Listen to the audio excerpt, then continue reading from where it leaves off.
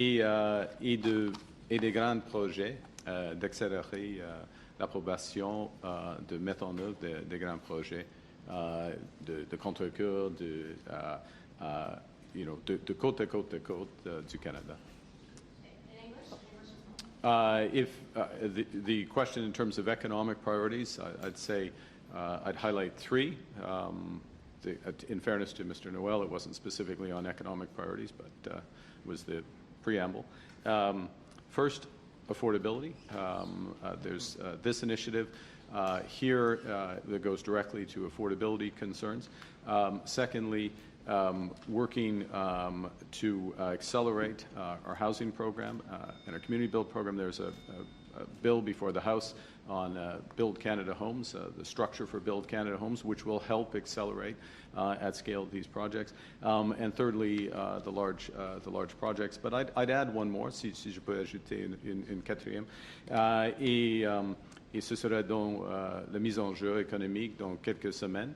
On met l'accent pour une Canada des initiatives afin d'assurer que le progrès du Canada bénéficie tous les Canadiens et les Canadiennes. Okay, so we're putting in place, to put it in English, we're putting in place a series of measures. Some will have short-term payoffs. Many will have payoffs in a few years. The bigger projects, the bigger initiatives, we have to change fundamentally our economy to be stronger, more independent, more prosperous. But we want to make sure that those benefit all Canadians. And in the spring update, which the minister will in due course announce the timing for, and the initiatives, of course, in that, you'll see more emphasis on taking where we're going with the economy and making sure that it benefits all Canadians. Vous avez maintenant une majorité. Vous avez des nouveaux députés. Vous avez du temps devant vous maintenant, 3 ans si vous ne déclenchez pas d'élection anticipée. Songez-vous à un remaniement ministériel d'ici l'été et pourquoi? C'est pas dans mon plan d'avoir un remaniement ministériel. J'ai eu la chance d'avoir un cabinet très, très capable. Il y a beaucoup à faire. Et c'est dans un sens, M. Noël, c'est un point en général. On veut gouverner, on veut agir, il faut avancer. Ça, c'est le mandat des Canadiennes et des Canadiens. Oui. Question, Kissa. Next question. Good morning, Prime Minister. Kate McKenna from CBC. I just wanted to push you a little bit on that question from my colleague. Some of the things you mentioned, housing, gas tax, major projects, these are all things that have received either rhetorical or legislative support from the Conservatives. So what specifically can you advance that you weren't previously able to advance with the minority government? Well, we've had a variety of issues over the course of the Parliament where things have taken longer than they necessarily would, where debates have been more performative than actual around debates around substance. I don't want to read into the record, although other deputies in Parliament did read into the record their love of cats and dogs and but these are examples. These are real examples in committee. You get the pleasure of covering committees, and I ask you, and I say this as someone who's testified to committees in front of the Canadian Parliament, in front of the UK Parliament for decades. There is a difference between real testimony, real substance, getting to issues, debating aspects of law, advancing. That's the job of parliamentarians, and showboating. We're going to have less of that. We're going to have more substance. I think all parliamentarians, in the end, will appreciate that, even if it's a change for some of them. Ça c'est un changement d'attitude, de manière, dans le comité, par exemple. Voudriez-vous une réponse en français ou non? Oui, OK. OK, ouais. Mais il faut écouter. C'est pour vous, monsieur.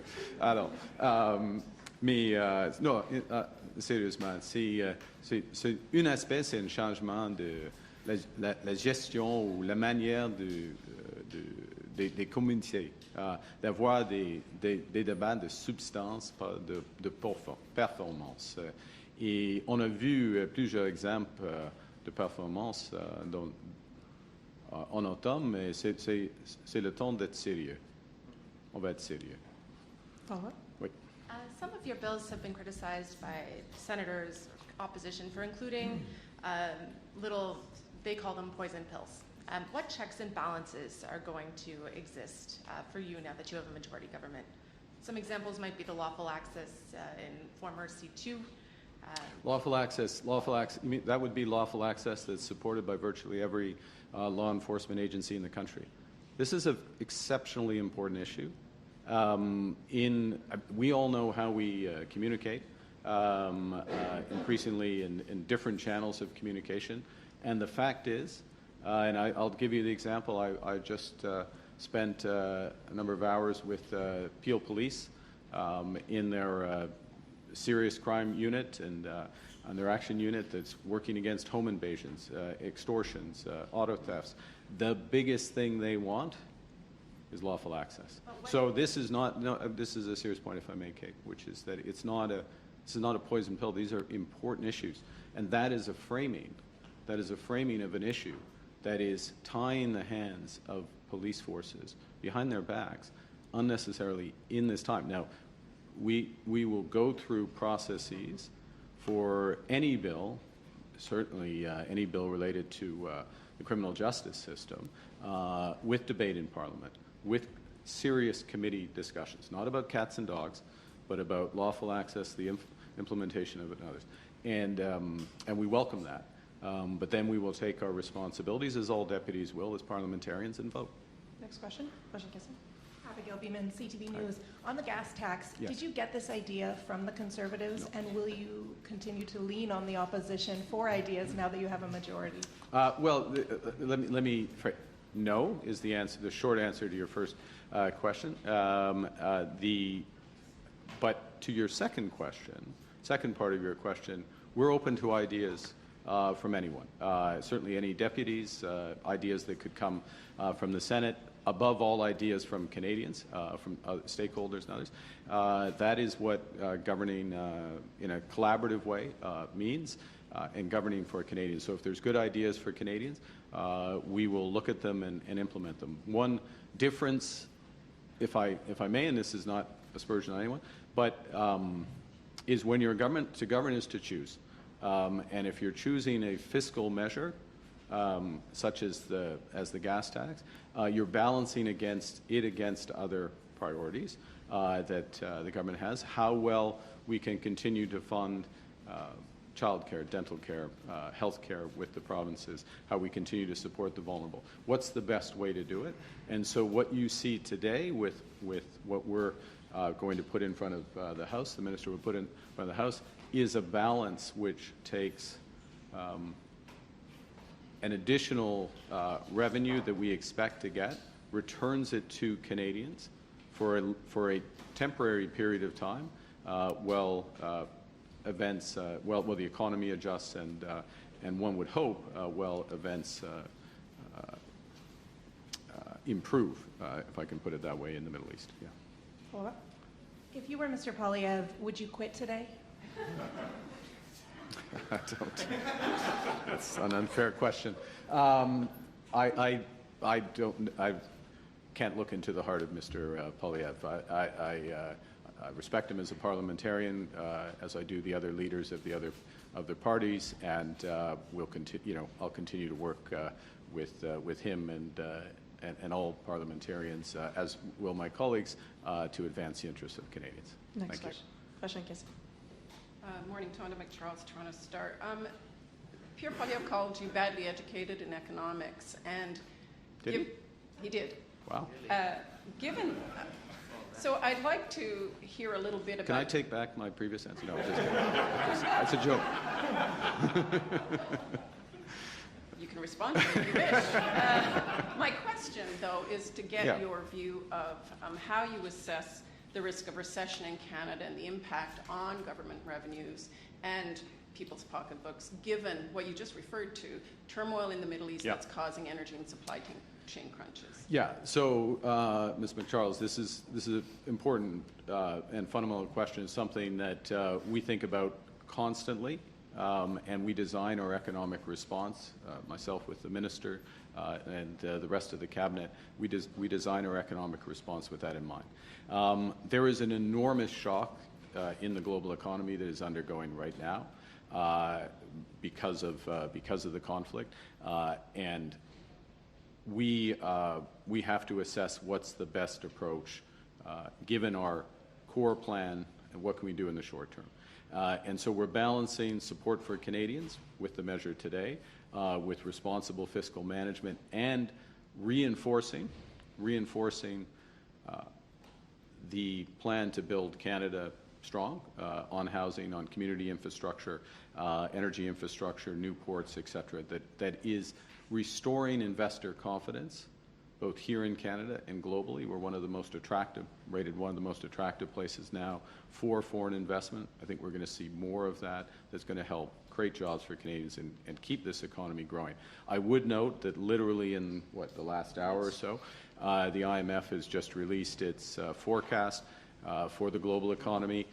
Canada is rated by the IMF as the second fastest growing economy in the G7. You will have seen in the last 2 months of GDP data a return to growth of the economy after a short period. So return to growth there, forecast to be the second strongest in the G7. Clear plan that's addressing short-term issues in terms of affordability, which are real, but also staying the course, reinforcing that investment that this economy needs. And I just maybe finish and hand back, which is that we have to grow this economy to create the jobs for Canadians, and it's absolutely clear, it's been reinforced again by the events in the Middle East, we have to make our economy stronger and more independent. And if there's a unifying theme in our economic strategy, it's strength and independence. And so we'll continue to do that, and that becomes self-reinforcing. And I can tell you, based on you can put an adjective in front of my economic education, economic experience, that is the type of strategy that really pays dividends. It compounds to the benefit of Canadians over time, and that's why we're sticking with it. Sounds like you're not anticipating a recession. But no, we expect to be clear. I'll be absolutely clear on that. The economy is growing again, creating jobs. We want it to grow faster and build. We've got to make these big investments. That's why it's so crucial. That's why we are grateful for the support of the voters in Terrebonne, in Scarborough Southwest, and in University Rosedale. But the expectation, even in the wake of one of the big economic shocks, is that Canada will be the second strongest economy, fastest growing economy in the G7 this year and next, and that is the view of the IMF just released hours ago. Thank you. You talked about accepting this majority mandate with determination, humility and determination. So I would like to know, you addressed the question about not calling an election, but I would like to know, are you a one and done majority mandate Prime Minister? Oh, mon Dieu. Aucune idée. Honestly, no idea. I mean, look, we get, Canadians have placed their trust in this government. We have a responsibility to live up to that, work every day to implement our policies, the right plan for the country to grow the country, and that's what we're going to do. Not thinking ahead beyond that. Nor Canadians want us. We're here to do a job. We're doing a job. We didn't go out and celebrate last night. We were working last night on finishing touches on this, other aspects of the spring economic statement, which you'll see in due course. First thing we're doing is focused on affordability for Canadians. We're going to keep building. I'm meeting. Thank you, by the way, for the question about President Stubb. That's an important meeting. It's an important meeting because for our security, it's an important meeting for relations within Europe. It's an important meeting for Ukraine. And yes, we will play a little hockey this afternoon, so it's important for us because we get to hang out with the Ottawa Charge for half an hour. Thank you. We're coming up on time, so we'll do last question. Dernière question. Good morning, Prime Minister. On prend deux questions, Madame Buzeri. Oui. Laura Osmond with The Logic. On the excise fuel tax, how much do you expect this to cost, and why have you decided to go with such a broad measure, which has been criticized when the Conservatives raised it as unnecessarily expensive and difficult to reverse? Why have you decided to go with this rather than more targeted measures for people who need it most? Well, we did, this is targeted within the overall gamut of things we can do around fuel charges. So it's targeted in a couple of ways. One, it's, as I said, but just to repeat for those joining late, if you will, it's until Labor Day, from Monday until Labor Day. So it's a finite period of time, basically a little more than 4 months. It's an obvious time when Canadians are traveling a bit more. And by the way, I'll just add that the fuel tax for aircraft fuel is also included in this, so for domestic flights it's relevant for that. So that's the first point, it's targeted. It is, the provinces also have excise taxes on fuel. So ours is 10 cents on gasoline. The provincial average is about 13 cents. That's obviously a decision for provinces whether or not they want to do something targeted. And when you look at, again, to have a balanced approach, and we don't know exactly where, obviously, energy prices are going to be, but the cost of this measure, Minister, is about $2.4 billion. So it's a, this is a big decision in terms of fiscal expense, and so we balance that given the situation. The Canadian economy, where the Canadian economy is, where commodity prices are, it's a little more than we expect the uplift from the growth in the economy, but it's basically a recycling of higher money that we expect to get in. We're not assured of that, but higher money we expect to get in and back to Canadians. So in that regard, in our view, and this is why we spent time on it and very deliberate about it, we didn't just say get rid of all taxes on gasoline and let's spend $9 billion as if we can, as if we're not in government, which is actually what you do say when you're not in government. But when you're in government, you have to choose, you have to balance, and this is the balance we've struck. I also wanted to ask you for an update on the Alberta MOU negotiations. A lot has changed since that initial MOU was initially signed, especially with respect to what's going on in Iran. Has there been a change in calculus at all about whether the Pathways project makes sense for all parties? I would say that plus ça change, plus ça reste la même chose. Oui, like it reinforced what's happened. In many respects, has reinforced the motivations on all aspects of the agreement. It's reinforced the importance of energy security here in Canada, but also in our potential partners, including very much in Asia. So there's even more interest in what the Alberta agreement could unlock. It's also reinforced interest in the overall energy transition, of which the Pathways project, your specific question, can play a part. So we're making good progress. They're very constructive negotiations. These are serious, detailed discussions, negotiations, but really discussions, because we're not just advancing specific projects, but we're setting up the framework for major investment in Alberta and across the country for decades to come. Dernière question. Last question, Hélène. Madame. Hélène Buzetti, les coop. Juste revenir sur cette annonce aujourd'hui. Quelle garantie avez-vous que les pétrolières ne vont pas prendre l'espace que vous libérez avec ce dissous le litre? Est-ce que vous avez obtenu des garanties? On n'a pas des garanties, mais on reliait sur la concurrence, la transparence et l'expérience. Et en ce qui concerne le dernier, quand nous avons enlevé la taxe sur le carbone, tout le montant a été passé, en effet, transféré aux consommateurs canadiens. Mais on va suivre de près, OK? On va suivre de près la performance des sociétés. Mais c'est déjà arrivé en 2022 que le prix de l'essence a atteint 2 $ le litre.